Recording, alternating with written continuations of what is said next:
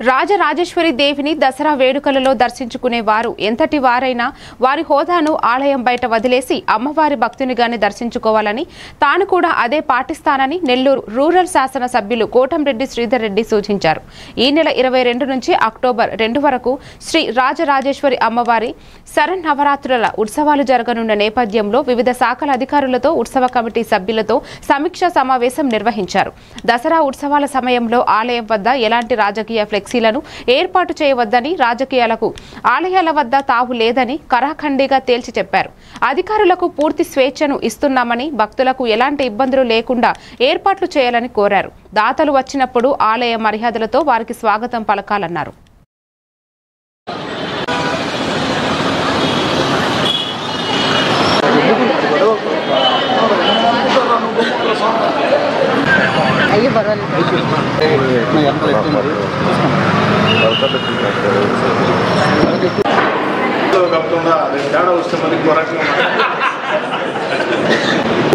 ఒక టైం పెడుతున్నాం, ఆ టైంలో మాత్రమే వీఐపీని అనుమతించండి. అదేవిధంగా డోనర్స్ ఉంటాం. ఏ దేవస్థానమైనా అభివృద్ధి చెందాలంటే భక్తుల విశ్వాసంతో పాటు డోనర్స్కి బాధ్యత ఎంతో ఉంది. ఈ యొక్క రాజరాజేశ్వర దేవస్థానానికి డోనర్స్ కూడా దండిగా ఉన్నారు. ఆ డోనర్స్ని కానీ వారి కుటుంబ సభ్యులు కానీ గౌరవ మర్యాదలు వాళ్ళ ఊరిపేద ఉంటే ఆ గౌరవ మర్యాదలతో చిన్న డోనర్ అయినా పెద్ద డోనర్ అయినా డోనర్స్ అంతా డిస్ట్రిబ్యూట్ చేసి వాళ్ళని గౌరవించే విధంగా మొత్తం చూడండి. అదేవిధంగా ఈ యొక్క దేవస్థానం ఏర్పడినప్పటి నుంచి ట్రస్ట్ బోర్డు సభ్యులు ఎవరైతే ఉన్నారో మాజీ వారందరికీ ఒకరోజు సన్మాన కార్యక్రమం గతంలో పెట్టాం. మధ్యలో గ్యాప్ వచ్చింది.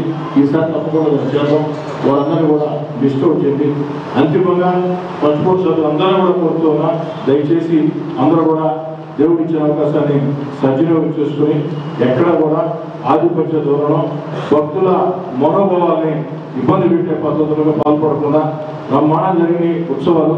ట్రస్ట్ బోర్డు అంటే ఎలా ఉండాలంటే 2025 ట్రస్ట్ బోర్డు ఎలా ఉండిందో అలా ఉండాలని మంచి పని తెలుసుకునే విధంగా ముందుకు సాగాలని చెప్పని కోరుతున్నాను.